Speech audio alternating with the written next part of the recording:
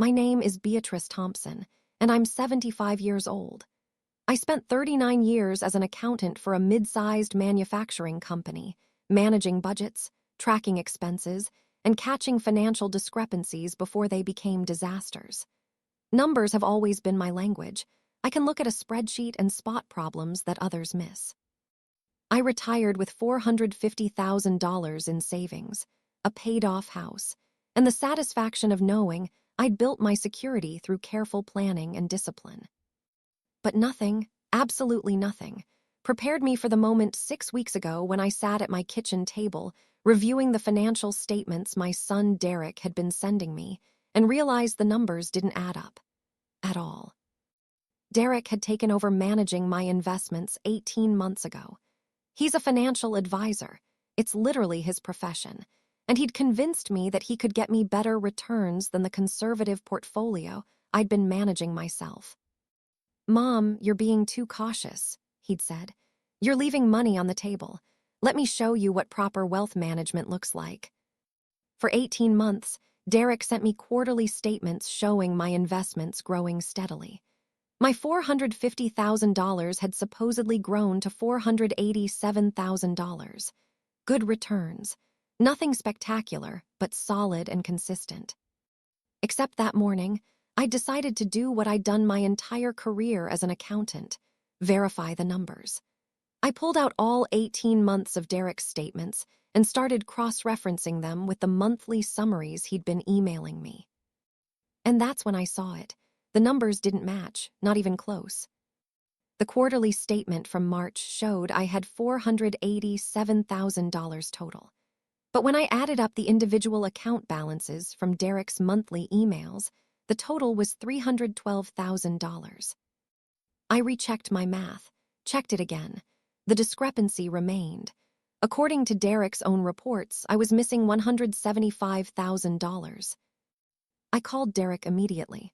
My hands were shaking as I dialed. "Mom, hey, what's up?" "Derek, I'm looking at my financial statements. Something's not adding up." "What do you mean?" His voice was casual, too casual. "The quarterly statement you sent says I have $487,000. But when I add up the monthly account balances, I only get $312,000. Where's the other $175,000? "Oh, that. Mom, you're comparing different types of reports. The quarterly statement includes growth projections and pending transactions. The monthly summaries only show settled balances. That's why they look different. Growth projections aren't assets, Derek. They're estimates. My actual balance should be the same in both reports." "Mom, I promise you, everything's fine. The money's all there.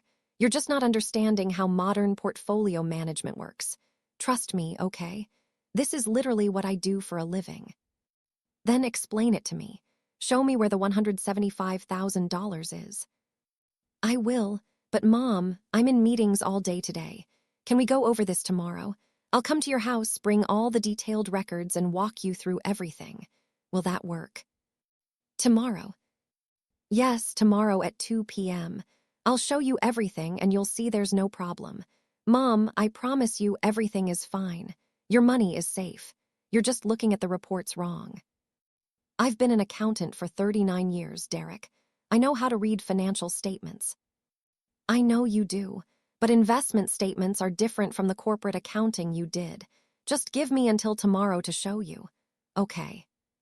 I agreed, reluctantly. Derek sounded so confident, so sure. Maybe I was misunderstanding something about investment reporting. But as I sat there after hanging up, staring at those mismatched numbers, my accountant's instincts were screaming at me. The numbers were wrong, and my son's explanation didn't make sense. My son assured me everything was fine, but the numbers said otherwise.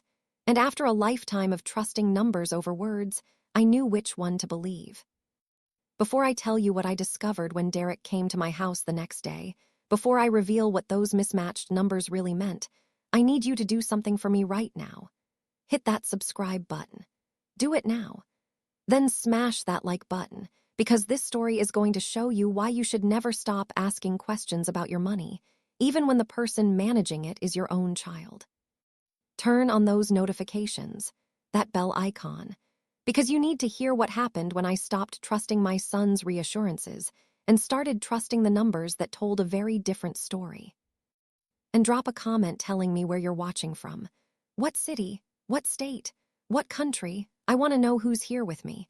Because what I discovered about my son, about what he'd been doing with my money for 18 months while telling me everything was fine, it's going to shock you. It shocked me. And it taught me a lesson I'll never forget. When the numbers don't add up, there's always a reason. Now let me take you back to the beginning. Let me tell you about Derek, about how I came to trust him with my life savings, and about the warning signs I missed because I wanted to believe my son when he said everything was fine. To understand what happened, you need to understand my relationship with Derek and how money has always been a defining element in our family. I raised Derek alone after his father died when Derek was 15. Heart attack. Michael was only 43. One day he was coaching Derek's basketball team, the next day he was gone. Michael had been a carpenter. We'd lived modestly, comfortable but careful. When he died, there was a small life insurance policy, $100,000, and that was it. I used it to pay off our mortgage so Derek and I would always have a home and put the rest toward Derek's college fund. I worked full-time as an accountant while raising Derek through high school. I taught him everything I knew about money, how to budget, how to save, how to invest wisely. Derek was smart, good with numbers, interested in finance. It seemed natural that he'd pursue a career in the financial industry. He went to college on a partial scholarship, with me covering the rest from savings and my salary. He graduated with a degree in finance and got his certifications to become a financial advisor. I was so proud of him. Derek started working for a wealth management firm, a prestigious company with high net worth clients. He did well, made good money, married a woman named Stephanie who worked in marketing. They bought a nice house in an upscale neighborhood, had 2 kids. From the outside, Derek's life looked successful and stable. But over the years, I started noticing things, small things that bothered me. Derek and Stephanie spent a lot of money, expensive cars, luxury vacations, private schools for the kids, designer everything. I'd mention it occasionally. Derek, are you sure you can afford all this? And he'd wave it off. Mom, I'm a financial advisor. I make good money. We're fine. But I'd seen the credit card bills he'd left on my kitchen counter when visiting. Seen the balances, $25,000, $40,000. That wasn't fine. That was debt. Derek, those credit card balances are concerning. Mom, everyone carries some debt. That's how you build credit. Don't worry about it. When Derek was 38, about 3 years ago, he came to me asking for money. Mom, I need to borrow $30,000. For what? Business investment. There's an opportunity at my firm. If I invest $30,000, I'll become a junior partner. It'll double my income within 2 years. Derek, I don't have $30,000 to lend you. Yes, you do. You have your retirement savings. You could pull out $30,000 and I'd pay you back with interest within a year. That money is for my retirement. It's not for business investments. Mom, this would be an investment in my future, which means it's an investment in your future too. When I'm making more money, I can help you out better. I don't need you to help me out. I'm financially stable. But you could be more than stable. You could be comfortable, secure. Mom, let me borrow the money. I promise I'll pay you back. I said no. Derek was upset, but I held firm. My retirement money wasn't something I'd risk on a business venture. Looking back now, I realized that was the beginning. That was when Derek started seeing my savings as a resource he could access. A few months after I refused to lend him money, Derek started asking about my investments. Mom, how are you managing your retirement funds? I have them in a mix of mutual funds and bonds. Conservative portfolio. Safe. Conservative means low returns. Mom, you could be earning so much more. I'm earning enough. Derek, at my age, I care more about protecting what I have than growing it aggressively. But you could do both. Mom, I'm a financial advisor. Let me manage your investments. I'll get you better returns while still keeping things relatively safe. I'm comfortable managing my own money. Are you, though? Mom, financial markets are complex. You were a corporate accountant, not an investment specialist. There's a difference. I've been managing my investments for 20 years without problems. Without major problems, but Mom, you're probably missing opportunities.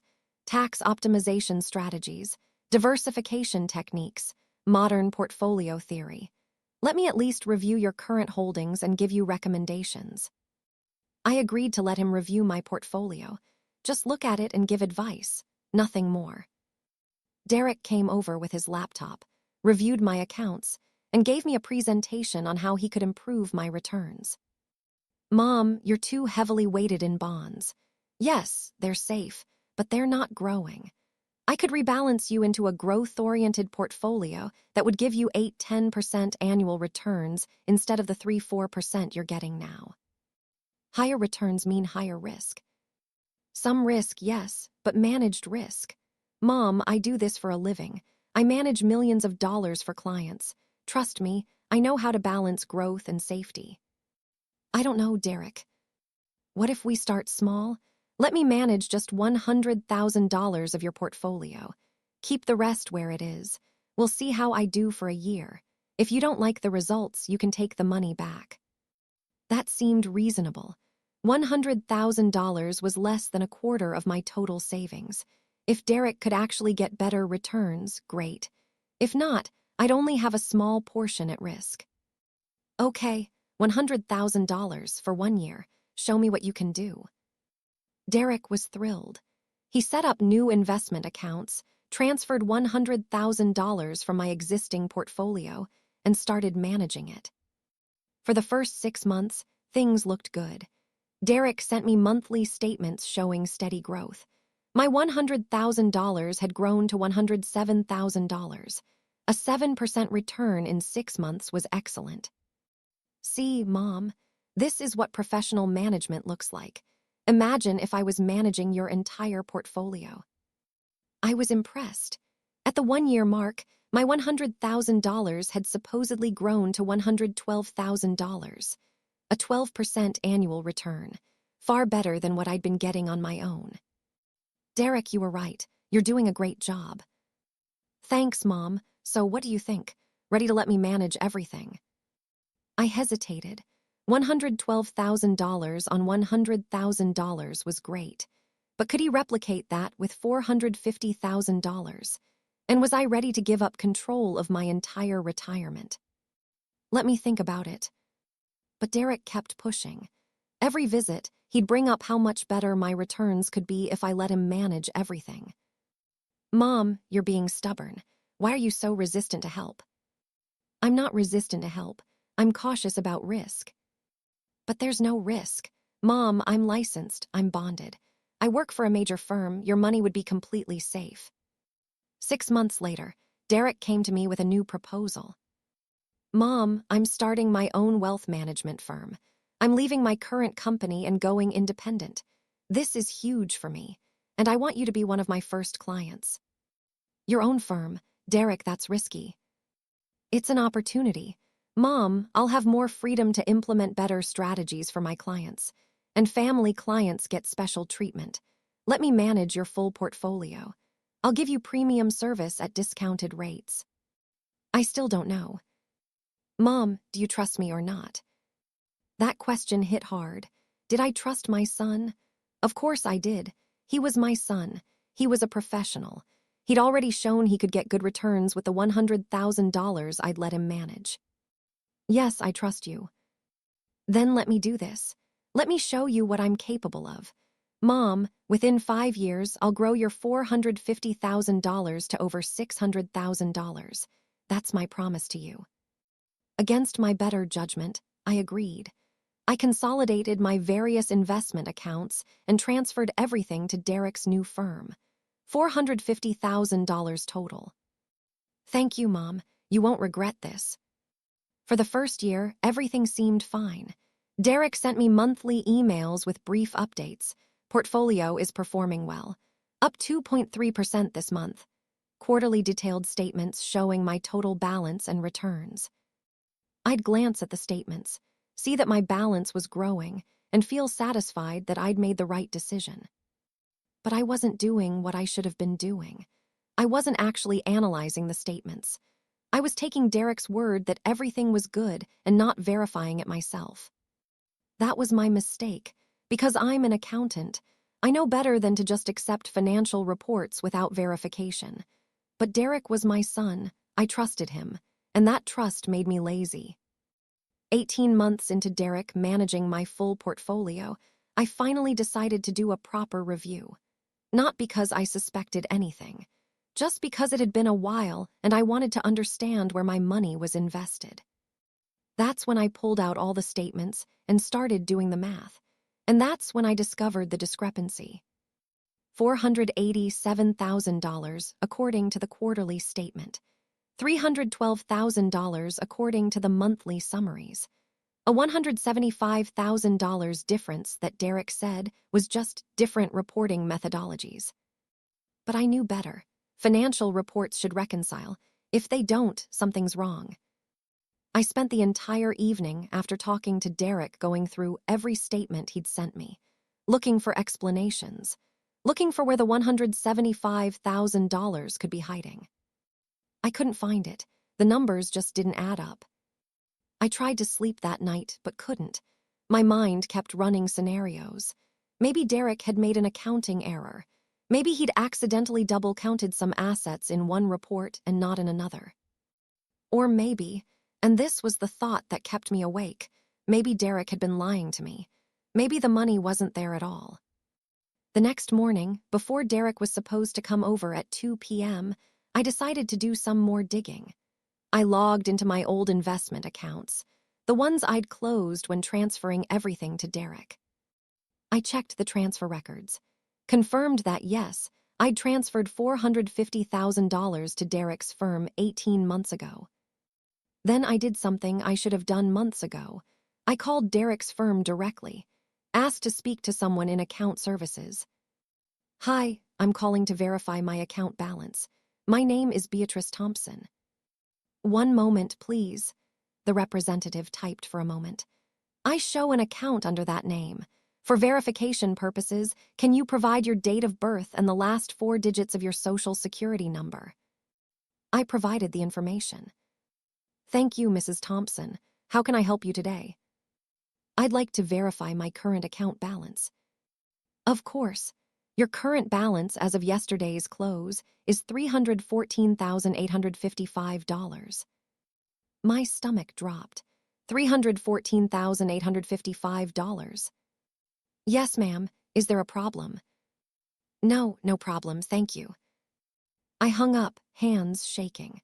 $314,855, not $487,000 like Derek's quarterly statement claimed, and not even the $312,000 I'd calculated from his monthly emails.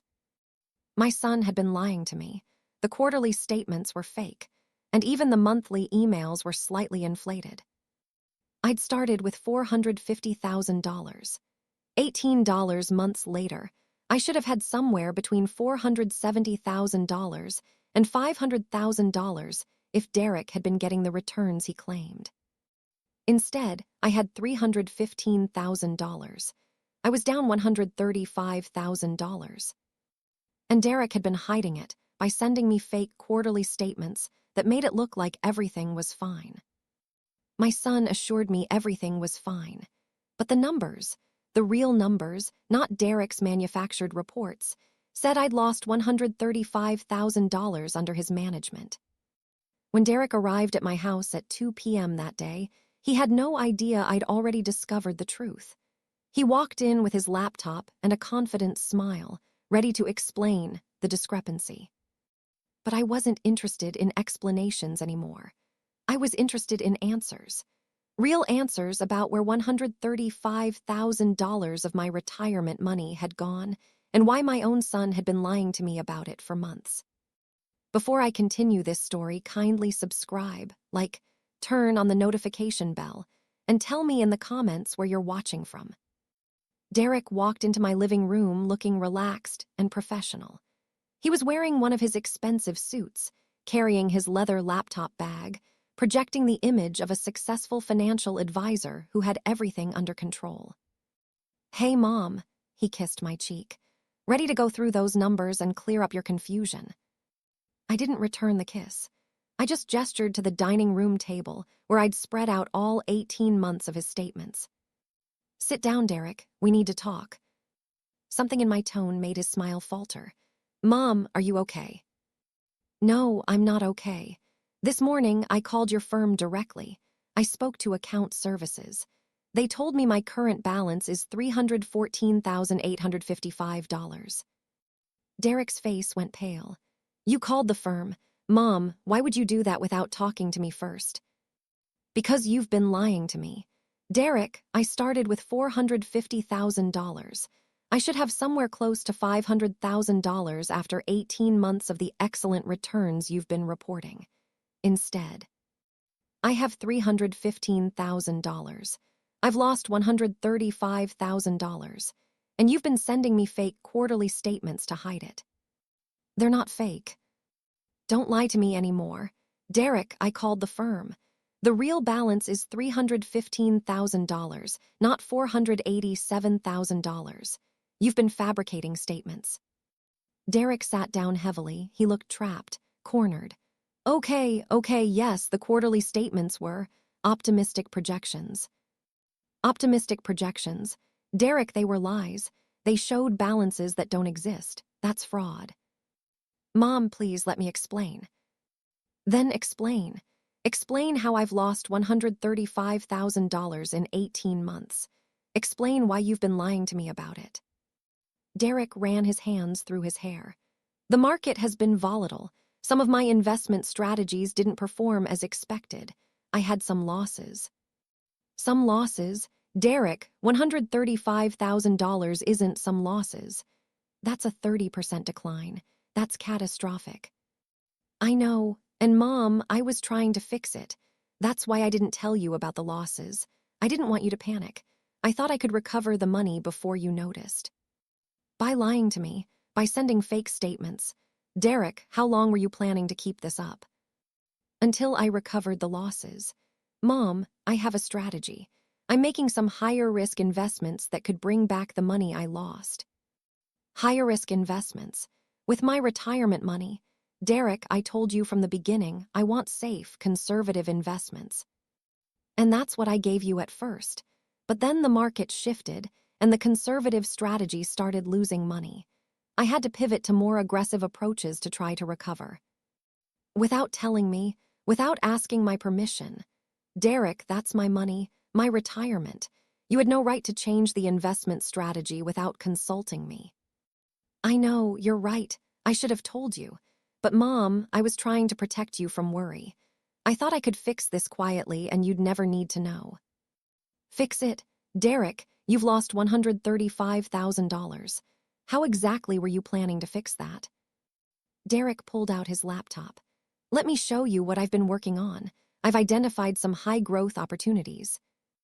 "No, I don't want to see your high-growth opportunities. I want to see detailed records of every transaction you've made with my money. Every trade, every investment, every fee. I want a complete accounting of where my $135,000 went." Derek's expression shifted. He looked defensive now.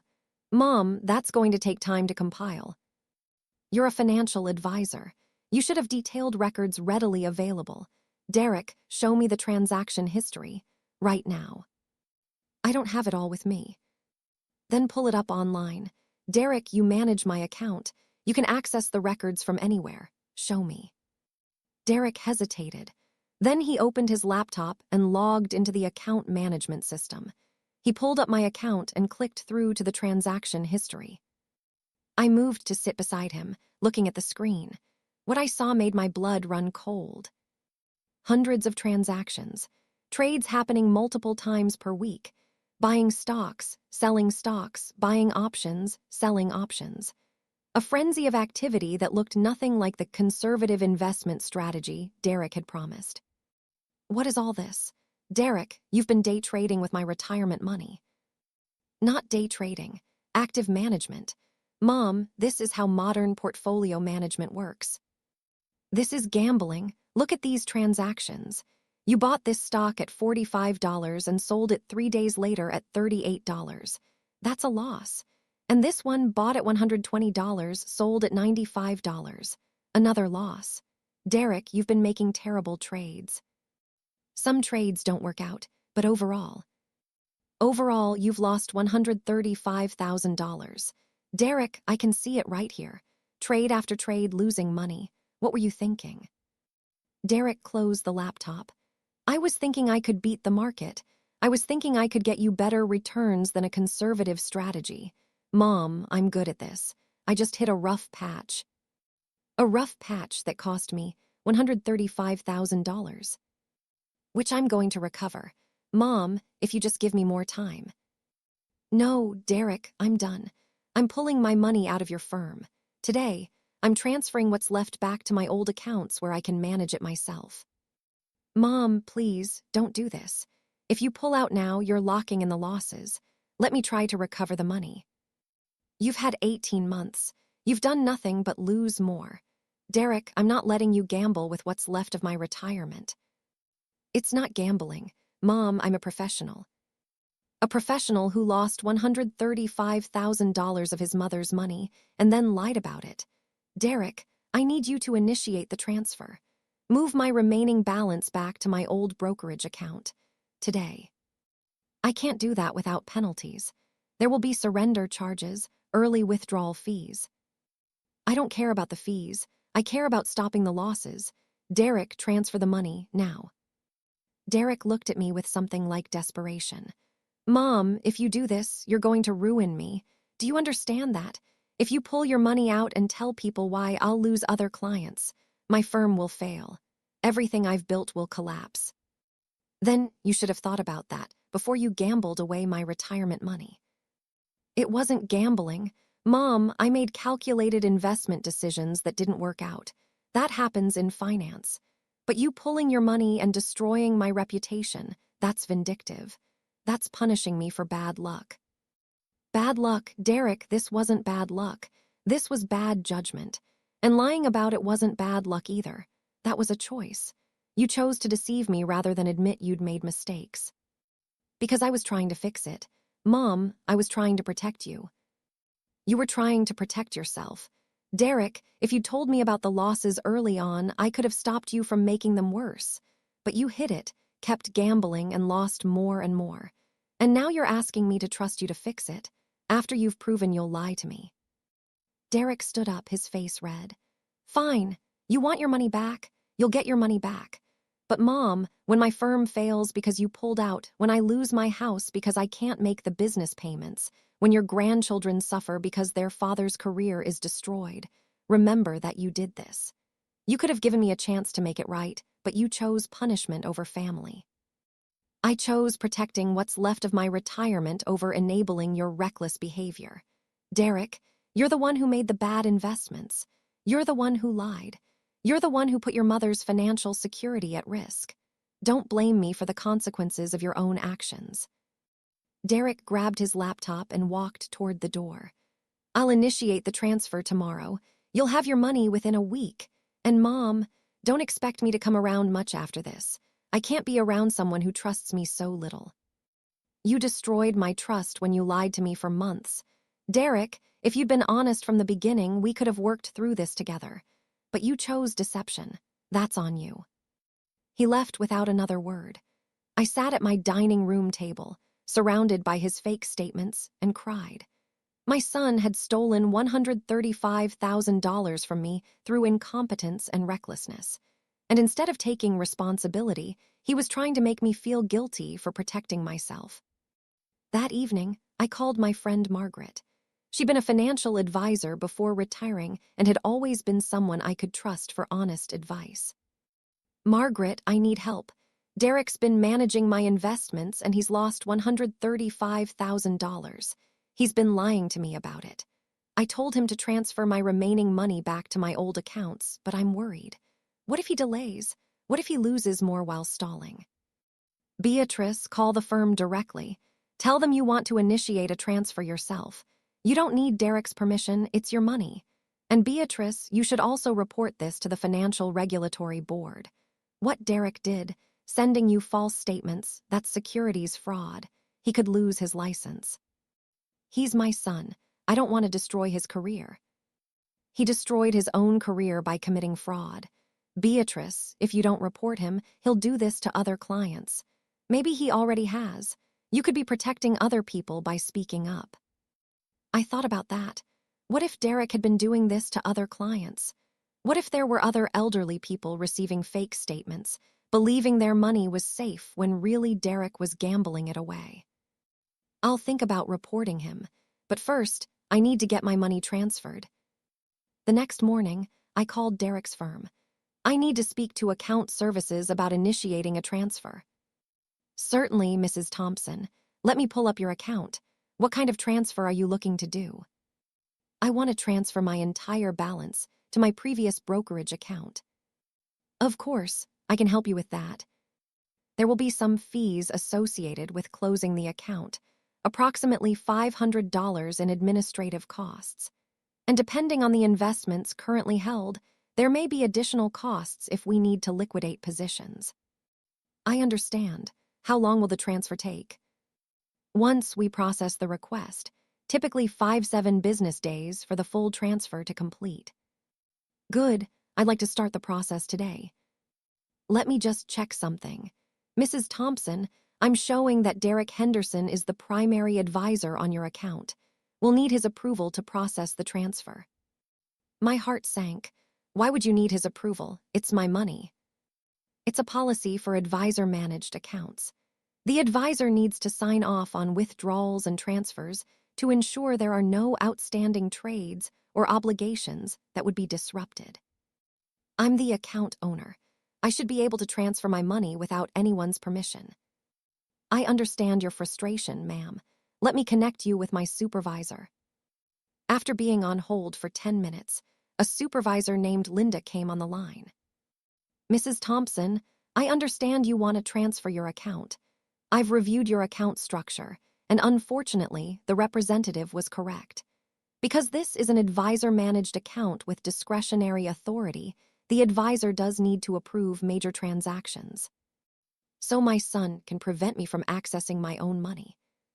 It's not quite that simple. He can't prevent it permanently, but he can request a review period to ensure all positions are properly closed and there are no outstanding obligations.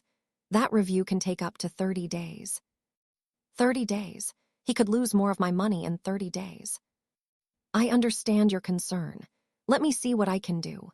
Mrs. Thompson, if you have evidence that the account is being mismanaged or that there's been fraud, we can expedite the process. I have evidence. My son has been sending me false quarterly statements showing balances that don't match the actual account balance. That's fraud. Linda's tone changed. That's a serious allegation. Mrs. Thompson, I'm going to transfer you to our compliance department. They'll want to investigate this claim. I spent the next hour talking to compliance officers, explaining what Derek had done, providing copies of the fake statements he'd sent me. Mrs. Thompson, we'll need to investigate this. In the meantime, we're freezing the account. No transactions can occur until we complete our review. How long will that take? Typically 2 to 3 weeks. But Mrs. Thompson, if we find evidence of fraud, Mr. Henderson could face serious consequences. Are you prepared for that? I'm prepared to protect what's left of my retirement money. After hanging up, I sat in my quiet house, realizing what I just set in motion. An investigation into my son's practices, potential loss of his license, possible criminal charges. But what choice did I have? He'd stolen from me through incompetence and covered it up with lies. If I didn't stop him, who would? That afternoon, Derek called me. He was furious. Mom, what did you do? The firm just froze my access to all my client accounts. They're investigating me for fraud. Do you have any idea what you've done? I reported the truth, that you sent me false statements. Those weren't false, they were projections. Derek, a projection is an estimate of future growth. What you sent me were statements claiming I currently had $487,000 when I actually had $315,000. That's not a projection. That's a lie. It was a reporting error, a mistake. Mom, you've just destroyed my career over a mistake. It wasn't a mistake. You did it deliberately to hide your losses from me. Derek, you committed fraud. You're facing consequences. Consequences? Mom, I'm going to lose my license. I'm going to lose my business. We're going to lose our house. How am I supposed to support my family? You should have thought about that before you gambled away my money and lied about it. I can't believe you're doing this to me. I'm your son. And I'm your mother, who you stole from. Derek, you took $135,000 of my retirement money and lost it through reckless trading. Then you lied about it for months. What did you expect me to do? Just accept it? I expected you to give me a chance to make it right, to work with me instead of against me. Mom, family is supposed to support each other. Family is also supposed to be honest with each other. You weren't honest with me. Because I was ashamed. Because I didn't want to disappoint you. Mom, I made mistakes, but I was trying to fix them. By making more risky investments without my knowledge. Derek, that's not fixing mistakes. That's making them worse. Well, now you've made everything worse. The investigation, the frozen accounts, the potential loss of my license. Mom, you've destroyed me. No, Derek, you destroyed yourself. I'm just refusing to go down with you. He hung up, and I sat there wondering if I'd made the right choice. Wondering if protecting my money was worth destroying my relationship with my son. But then I looked at the numbers again.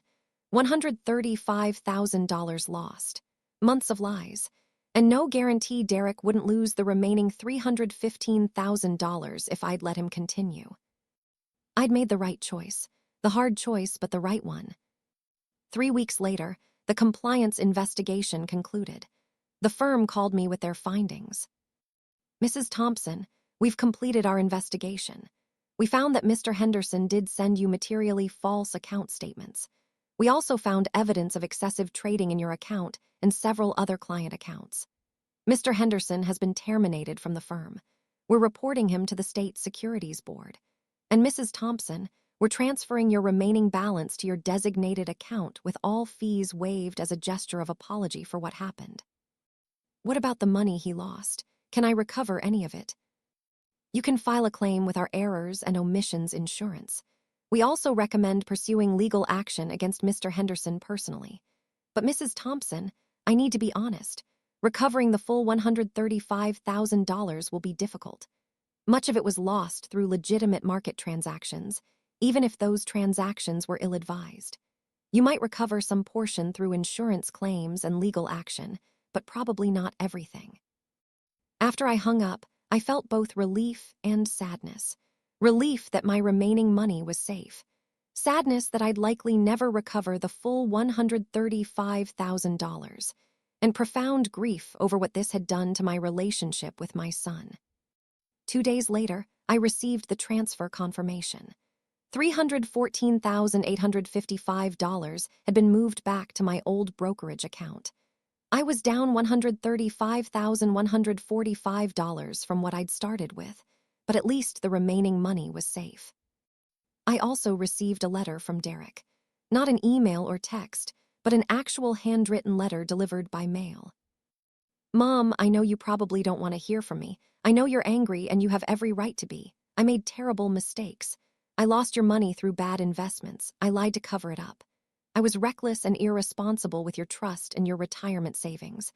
I don't know if you'll ever forgive me. I don't know if I deserve forgiveness. But I want you to know I'm sorry. Truly, deeply sorry. I've lost my license. I'm losing my business. Stephanie and I are separating. She can't forgive what I did either. I'm facing the consequences of my actions. But the consequence that hurts most is losing you, losing your trust, losing our relationship. I don't expect you to respond to this. I just needed you to know that I understand what I did was wrong, and I'm sorry. I read the letter 3 times. Part of me wanted to call Derek, to tell him I forgave him, to try to rebuild our relationship. But another part of me, The part that had trusted him with my life savings and been betrayed couldn't. Not yet. Maybe not ever. My son had assured me everything was fine. The numbers said otherwise. And I'd learned a painful lesson: trust words but verify numbers. Because numbers don't lie. People do. Before I continue this story, kindly subscribe, like, turn on the notification bell, and tell me in the comments where you're watching from. 3 months after the compliance investigation ended and Derek lost his license, I was still trying to figure out how to move forward. I had $314,855 safely back in my control, but I was missing $135,145 that I might never recover. My retirement wasn't ruined, but it was significantly damaged. I'd have to be more careful with spending, more conservative with my remaining years. But the financial loss wasn't what kept me awake at night. It was the loss of my relationship with my son. Derek hadn't called since sending that letter. Neither had his wife Stephanie or my grandchildren. It was like my entire family had disappeared because I'd refused to let Derek continue gambling with my retirement money. Then, 4 months after the investigation, I got a call from an attorney named Patricia Monroe. "Mrs. Thompson, my name is Patricia Monroe. I'm a lawyer specializing in securities fraud and elder financial abuse. I represent 3 other clients who lost money under Derek Henderson's management. I'm calling because we're building a civil case against Mr. Henderson, and we'd like you to join as a plaintiff." Other clients? Derek did this to other people? Yes, 3 that we've identified so far. An elderly couple who lost $200,000, a widow who lost $95,000, and a retired teacher who lost $140,000. All of them received false statements. All of them were subjected to excessive trading and high-risk investments without their knowledge or consent. I felt sick. Derek hadn't just stolen from me. He'd been running a pattern of abuse against multiple clients. How did you find these people? After the firm's investigation became public record, several of Derek's former clients started asking questions about their own accounts. When they dug into the numbers, they discovered discrepancies similar to yours. Mrs. Thompson, your decision to report Derek may have saved other people from losing even more money. What kind of case are you building? Civil lawsuit for fraud, breach of fiduciary duty, and negligent management. We're seeking full restitution of losses plus damages. Mrs. Thompson, Derek Henderson was operating what amounts to a Ponzi-like scheme, using aggressive trading to try to cover losses, generating fake statements to hide the truth, and continuing to solicit new clients even as existing accounts were hemorrhaging money. Can you actually recover the money, or is this just a symbolic lawsuit? That's the complicated part. Derek has some assets, a house with equity, retirement accounts, personal savings, but his total assets are probably around $400,000. The combined losses of all victims exceed $570,000. So even if we win and seize everything he has, you'll only recover a portion of what you lost. How much? If we recover his full $400,000 in assets and divide it proportionally among victims, you'd get back approximately $95,000 of your $135,000 loss. Better than nothing, but not full restitution. And what happens to Derek? He loses everything. His house, his retirement, his savings. He'd be financially destroyed. Mrs. Thompson, I need to ask, are you comfortable with that outcome? Some victims hesitate to pursue legal action against family members even when they've been defrauded. I thought about Derek's letter, about his apology, about the grandchildren I hadn't seen in months. Give me a few days to think about it. Of course, but Mrs. Thompson, the other victims are moving forward regardless. The lawsuit is happening whether you join or not. The question is whether you want to be part of the recovery. After Patricia hung up, I sat with the decision. Joining the lawsuit meant actively participating in financially destroying my son. Not joining meant potentially missing out on recovering $95,000. I called my friend Margaret again. Margaret, I need advice. There's a lawsuit against Derek, other victims, If I join, I might recover about $95,000, but it means taking everything Derek has.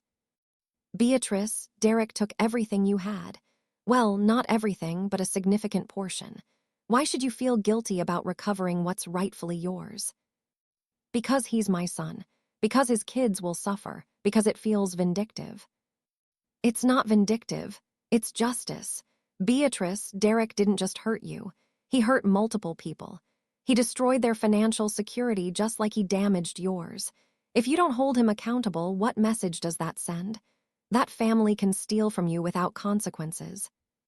I just don't know if I can do it. Participate in destroying him. You're not destroying him. He destroyed himself. You're just trying to recover from the destruction he caused. Beatrice, there's a difference. I spent 3 days agonizing over the decision. Then I called my other son, Derek's younger brother, Trevor. Trevor lived across the country and we didn't talk frequently, but I needed his perspective. Trevor, I need to tell you what happened with Derek. I explained everything. The losses, the lies, the investigation, the lawsuit. Trevor listened quietly. Then he said, "Mom, join the lawsuit." You think so? Absolutely. Mom, Derek stole from you. He stole from other people. He needs to face consequences. And you need to recover as much of your money as possible. Don't let family loyalty prevent you from protecting yourself. But what about Derek's kids, your nieces and nephew? They'll be okay. Kids are resilient. But Mom, you're 75 years old. You can't afford to lose $135,000 and just accept it. Derek made his choices. Let him deal with the results.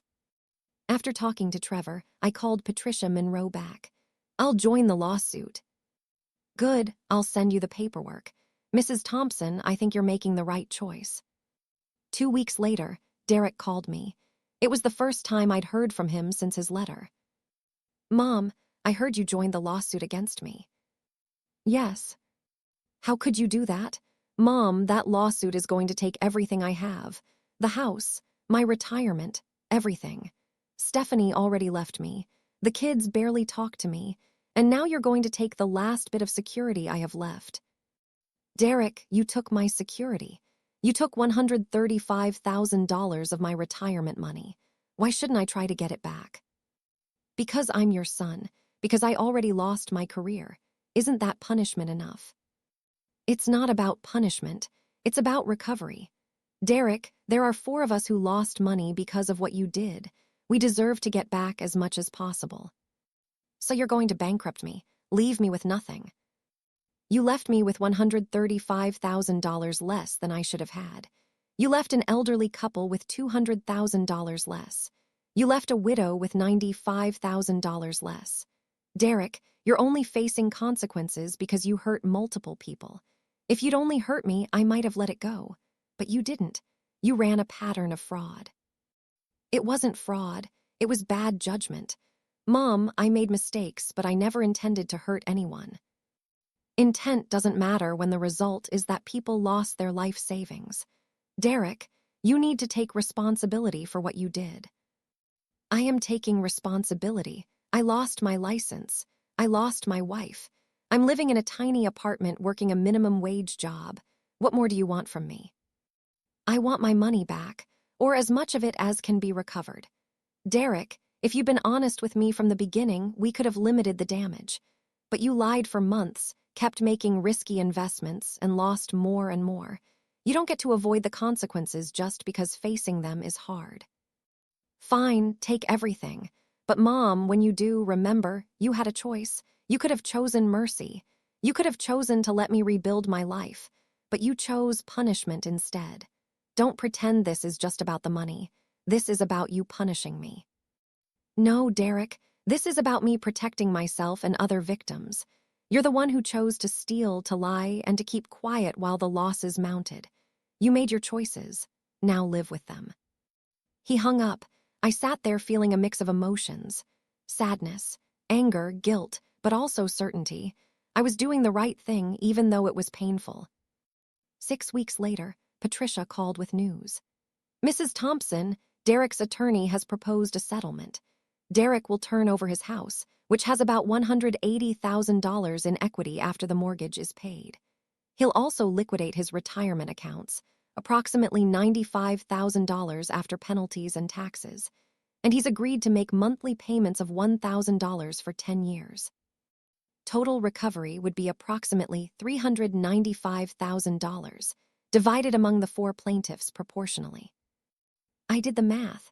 My share would be about $93,000, not the full $135,000 I'd lost, but close to Patricia's original estimate. What happens to Derek after he turns over everything? He'll have nothing. No house, no retirement, just a minimum wage job and the monthly payment obligation. Mrs. Thompson, he's offering this settlement to avoid a trial. If we go to trial and win, we could potentially get a judgment for more, but collecting it would be harder. This settlement guarantees recovery. I need to think about it. The other plaintiffs have already agreed. The decision is yours, but they're ready to accept. That evening, I thought about what Derek's life would look like after the settlement. No house, no savings, no retirement, working minimum wage in his late 40s, trying to make $1,000 monthly payments for 10 years. It seemed harsh, excessive even. But then I thought about the elderly couple he'd defrauded. They were 82 and 79.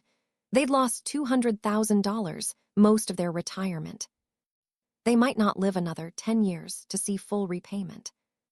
I thought about the widow, 67 years old, lost $95,000. That money was supposed to help her afford care if she got sick. I thought about the retired teacher, 73, lost $140,000.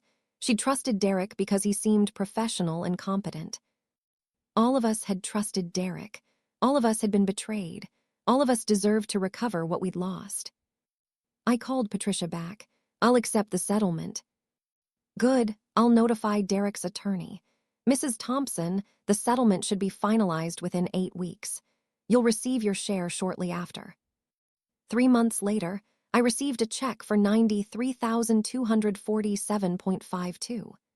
It represented Derek's house sale proceeds, retirement account liquidation, and the first payment of his 10-year obligation, all divided proportionally among the victims.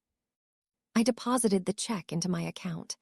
My balance was now $408,102.52, still below my original $450,000, but much better than the $314,855 I'd had after pulling my money from Derek's management. I was still down about $42,000. Money I'd never recover unless Derek faithfully made all 120 monthly payments. Given his track record, I wasn't optimistic. But I'd recovered most of what I'd lost, and I'd ensured that the other victims recovered most of what they'd lost too. A week after receiving the settlement check, I got a call from my granddaughter Emma.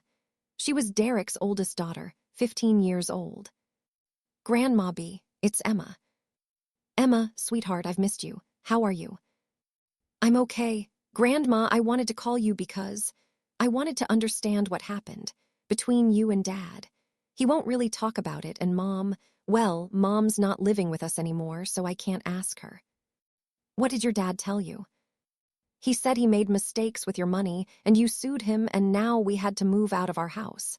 He said you chose money over family. But Grandma, that doesn't sound like you. I wanted to hear your side." I took a breath. How much should I tell a 15-year-old about her father's fraud? "Emma, your dad was managing my retirement money. He made some bad investment decisions, and I lost a lot of money. When I asked him about it, he'd been hiding the losses from me. That's why I had to take legal action to get back what I could." "How much did you lose?" "About $135,000. Emma was quiet. "That's a lot." "It is. It was money I'd saved for my retirement, for medical care if I get sick, for living expenses. Your dad lost it through risky investments." "Did he steal it, or did he just make mistakes?" "Both, in a way. He made bad investment choices, but he also lied to me about what was happening. And Emma, he did the same thing to other people, not just me." "I didn't know that. Dad never said there were other people." 3 other families. They lost money too. We all sued together to try to get back what we could. Is that why we had to sell the house? To pay everyone back? Yes. Emma was quiet for a long moment. Grandma, I don't think Dad told me the whole truth about what happened. Probably not. Emma, I know this is hard. Your dad made mistakes, big mistakes, and he's facing consequences. But that doesn't mean he doesn't love you. It doesn't mean he's a bad person. It just means he made very bad choices. Do you still love him, even after what he did? I thought about that. Did I still love Derek? I love who he used to be, who I thought he was. But Emma, he hurt me. He betrayed my trust. And I don't know if we can ever have the same relationship we had before. That's sad. It is. But Emma, the important thing is, this isn't your fault. None of this is your fault. You're not responsible for your dad's choices. I know, but Grandma, I miss you. Can I still see you, even though things are weird with you and Dad? Of course you can. Emma, I would love to see you. You and your sister and brother. You're my grandchildren. What happened between your dad and me doesn't change that. Okay, can I come visit sometime? Anytime you want. After hanging up with Emma, I felt something shift. The anger and betrayal were still there, but so was hope. Hope that maybe I could maintain relationships with my grandchildren even if my relationship with Derek was broken. Hope that the next generation wouldn't be defined by the mistakes of this one. 2 weeks later, Emma came to visit. She brought her younger sister Chloe, who was 12. We had lunch together, talked about school and friends and life. We didn't talk about Derek or the lawsuit or the money. It was just a grandmother and her granddaughters spending time together. Normal, healing. After the girls left, I sat in my quiet house and thought about everything that had happened. I'd lost $135,000. I'd recovered most of it. I'd destroyed my relationship with my son in the process. Was it worth it? I looked at my bank balance. $408,102.52. Not what I'd started with, but enough. Enough to live comfortably for my remaining years. Enough to afford care if I got sick. Enough to have security. And I thought about the other victims, the elderly couple, the widow, the retired teacher. They'd recovered most of their money too. They had security again. Yes, it was worth it, even though it hurt. Even though it cost me my relationship with Derek, it was worth it to protect myself and protect others from being victimized. My son had assured me everything was fine.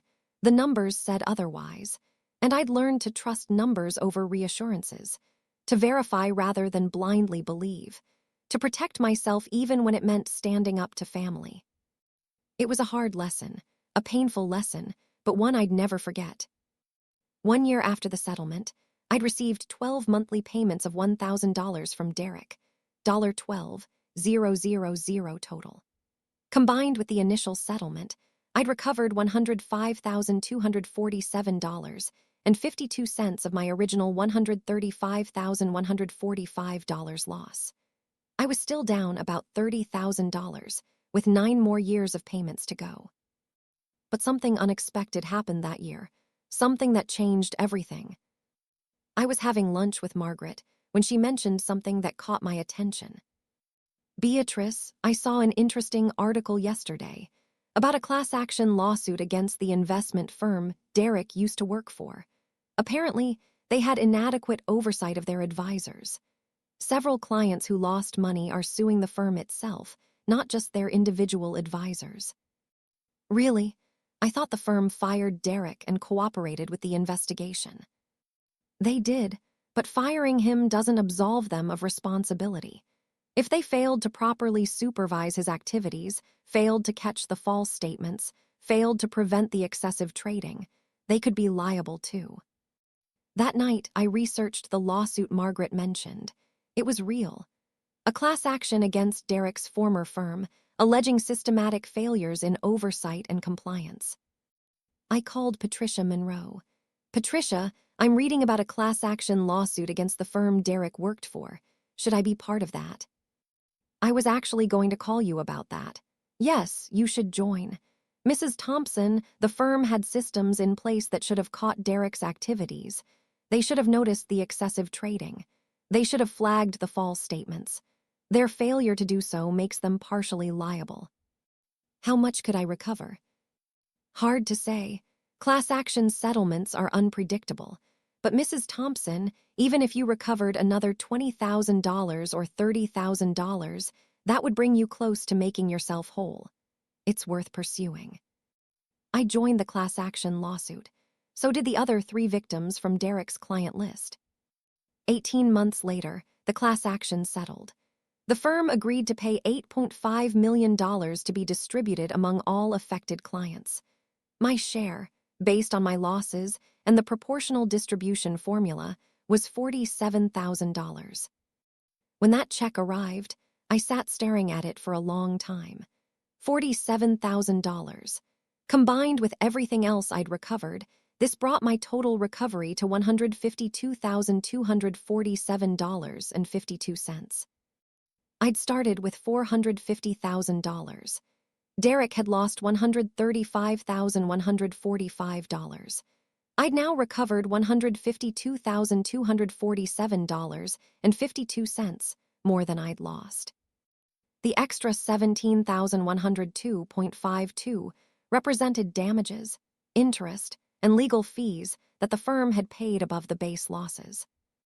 After 42 months of fighting, investigating, and pursuing justice, I was whole again, more than whole.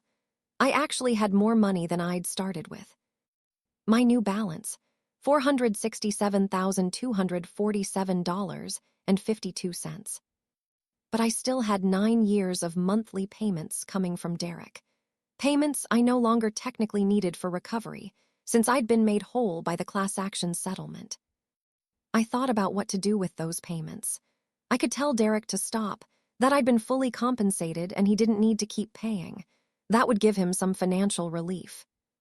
Or I could continue accepting the payments and set the money aside for my grandchildren. Use what Derek owed me to create college funds for Emma, Chloe, and their younger brother Mason. I decided to call Derek. We hadn't spoken since the settlement finalization nearly 2 years ago. I didn't know if he'd even take my call. He answered on the 3rd ring. "Mom." "Hi, Derek. Do you have a few minutes to talk?" "I guess. What do you need?" "I wanted to tell you something. The class action lawsuit against your old firm settled. I received $47,000.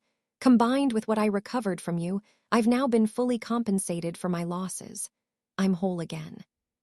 Silence. Then, so you don't need the monthly payments anymore? Technically, no. I've recovered everything I lost, plus damages. Are you calling to tell me you're stopping the payment agreement? I'm calling to give you a choice. I can release you from the remaining 9 years of payments, or I can continue accepting them and put the money into college funds for your kids. Derek, Emma's going to be applying to colleges in a few years. Chloe and Mason after that. The money could help with their education. Derek's voice was thick with emotion. You do that. Put the money aside for my kids. They're my grandchildren. Yes, I'd do that. But Derek, the choice is yours. If you need to stop the payments to survive financially, I'll release you from the obligation. If you want to continue paying so your kids can benefit, I'll set up accounts for them. I don't know what to say. You don't have to decide right now. Think about it. Call me back when you've made a decision. Mom, can I ask you something? What? Do you hate me for what I did? I thought about how to answer that. I don't hate you, Derek. I'm disappointed. I'm hurt. I still don't fully trust you, but I don't hate you. I never meant to hurt you. I know you don't believe that, but it's true. I thought I could beat the market. I thought I could recover the losses before you noticed. I was wrong about everything. Yes, you were. Derek, you made terrible choices. You lied to me for months. You put my financial security at risk. That's not something I can just forgive and forget. I know I don't expect forgiveness. I wanted you to know I'm sorry, truly sorry. And Mom, I want to keep making the payments. For the kids, they deserve to have college funds. Even if I can't afford to send them to college myself, at least they'll have something. Okay, I'll set up the accounts. Mom, one more thing. Emma told me you've been seeing her and Chloe. Thank you for that. Thank you for not punishing them for my mistakes. They're not responsible for your choices. Derek, I'll always be their grandmother, regardless of what happened between you and me. After hanging up, I felt something I hadn't felt in nearly 4 years. Peace. Not complete peace. The betrayal still hurt, the broken trust still ached. But peace about how I'd handled everything, about standing up for myself, about recovering what was mine, about finding a way to turn Derek's payments into something positive for the next generation. Over the next 2 years, Derek made every monthly payment on time. I deposited each one into college funds I'd set up for Emma, Chloe, and Mason. By the time Emma was ready to apply to colleges, she had $24,000 in her account. Chloe had $18,000. Mason had $12,000, and the accounts would continue growing as Derek kept paying. Emma got into a good state university with a partial scholarship. Her college fund covered what the scholarship didn't. She'd graduate debt-free. The summer before Emma left for college, she came to visit me one last time. Grandma B, I wanted to thank you for the college fund. Dad told me where the money came from, how you could have stopped his payments but didn't, how you chose to help us instead. You're my granddaughter. Of course I wanted to help you. But after everything Dad did to you, I wouldn't have blamed you if you'd cut us off completely, if you'd taken the money and walked away. Emma, what your father did was wrong, but you didn't do anything wrong. None of you kids did. You shouldn't suffer because of his mistakes. Still, it means a lot. And Grandma, I want you to know I've learned from this, from what happened with Dad. I've learned to always verify financial information, to never blindly trust, even family, to protect myself while still being kind. You taught me that. Those are good lessons, hard lessons, but important ones. Dad's different now, too. He's in therapy. He's working on his gambling problem. Did you know he had a gambling problem? I found out during the investigation. He never told us about it, but he's been going to Gamblers Anonymous for 3 years now. He says he's been clean for 28 months. And Grandma, he talks about you sometimes, about how much he regrets what he did, about how he wishes he could undo it. He can't undo it, but he's doing the right thing by getting help and making amends. Do you think you'll ever forgive him? Like, really forgive him? I thought about that. I don't know, Emma, maybe someday. Right now, I'm still working on trusting him again. Forgiveness might come later, or it might not. I'm okay with not knowing yet. That's fair.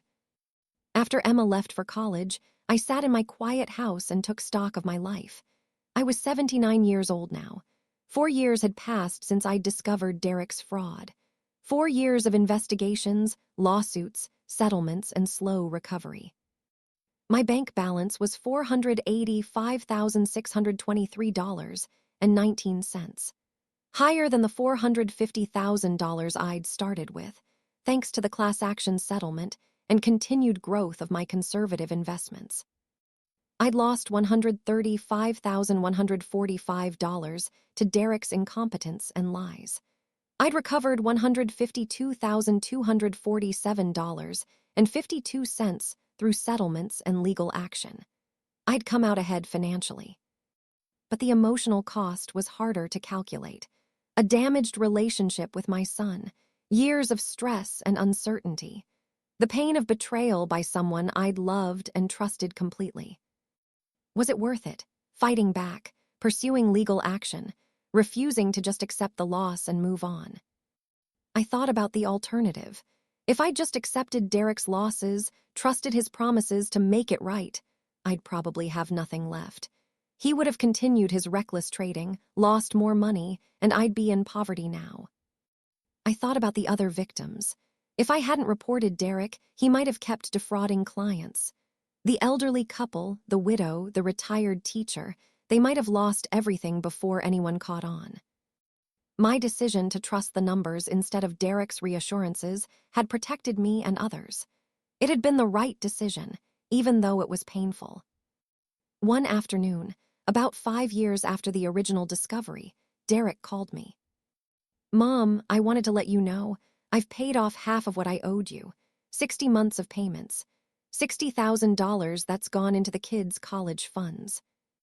I know, I've been tracking the payments. I wanted to thank you for what you did with that money. Emma's thriving at college. She's debt-free because of you. That means everything. I'm glad she's doing well. Mom, I also wanted to ask you something. I've been sober from gambling for over 4 years now. I've been in therapy working on the issues that led me to make those terrible decisions. I've been making every payment on time. I know I can't undo what I did, but I'm trying to be better. To be the son you deserved all along. I was wondering, would you be willing to meet for coffee, just to talk? I thought about it. 5 years ago, I would have said no immediately. But now, I'd recovered financially. I'd found peace with my decisions. Maybe it was time to take a small step toward rebuilding the relationship. Okay, coffee, just talk. No promises about anything else. Thank you, Mom. That means more than you know. We met at a small coffee shop near my house. Derek looked older, grayer, more worn, but also somehow lighter, less burdened. You look different, I told him. I feel different. Mom, the last 5 years have been hell. Losing my career, my marriage, my house, my self-respect. But they've also been transformative. I've had to face who I really was, an addict who was out of control. Someone who hurt people I loved because I couldn't admit I had a problem. Are you really better, or is this just something you're saying? I'm really better, not perfect. I still struggle sometimes. But I'm not gambling. I'm not lying. I'm working an honest job, making honest money, living within my means. Mom, I know I can't prove it to you with words. I can only prove it through actions over time. That's true. I want to ask you something, and I'll understand if the answer is no. But I want to ask anyway. Can we rebuild our relationship? Not go back to what we had. I know that's impossible. But maybe build something new, something based on honesty instead of blind trust. What would that look like? I don't know. Maybe we start with coffee once a month. We talk. I show you through my actions that I'm trustworthy now. Over time, maybe you start to believe it. Maybe we become close again. Or maybe we don't, and we just have a cordial relationship where we see each other occasionally. I'm okay with either outcome, as long as you're part of my life in some way. I sipped my coffee, thinking. Once a month, coffee. We talk about your recovery, your job, the kids. We don't talk about money or investments or anything financial. And Derek, if you ever lie to me again about anything, we're done. Permanently. I understand. And Mom, I won't lie to you. I can't promise I'll always make perfect decisions. But I can promise honesty. Okay, let's try. For the next year, Derek and I met monthly for coffee.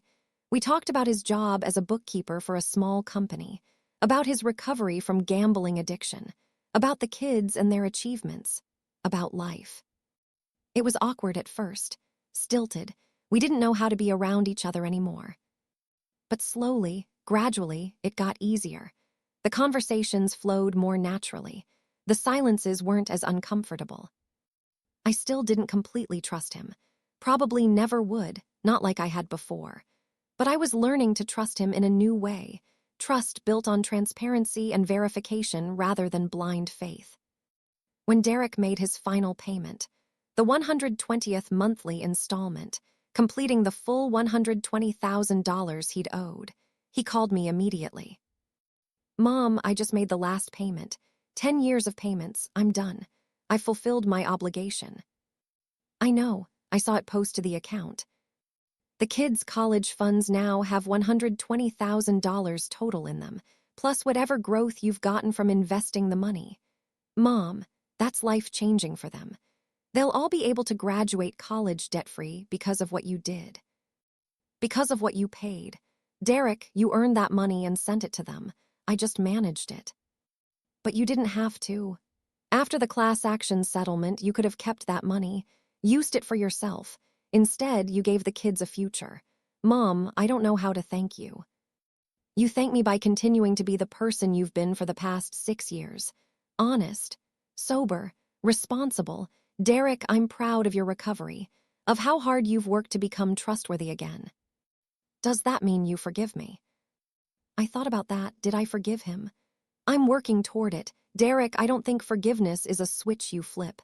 It's a process. A journey. I'm on that journey. I haven't reached the destination yet, but I'm moving in the right direction. That's enough. Mom, that's more than enough. Now, at 85 years old, I look back on everything that happened. I'm sitting in my living room, the same room where Derek once convinced me to let him manage my investments.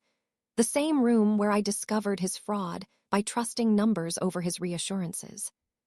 My son assured me everything was fine. The numbers said otherwise.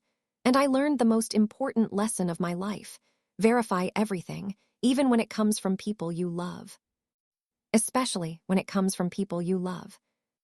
I have $623,847 in my accounts now, more than I ever dreamed I'd have. Some of it from the original recovery, some from continued conservative growth, some from Social Security I didn't spend. Derek and I have coffee every month. We're not as close as we were before the fraud, but we have a relationship, an honest one, built on realistic expectations instead of blind trust.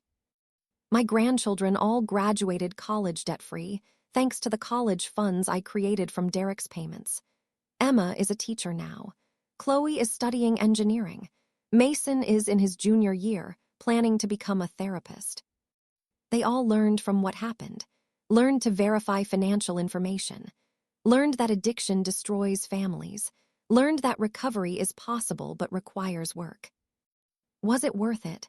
The 4 years of investigations and lawsuits, the damaged relationship with Derek, the stress and heartbreak.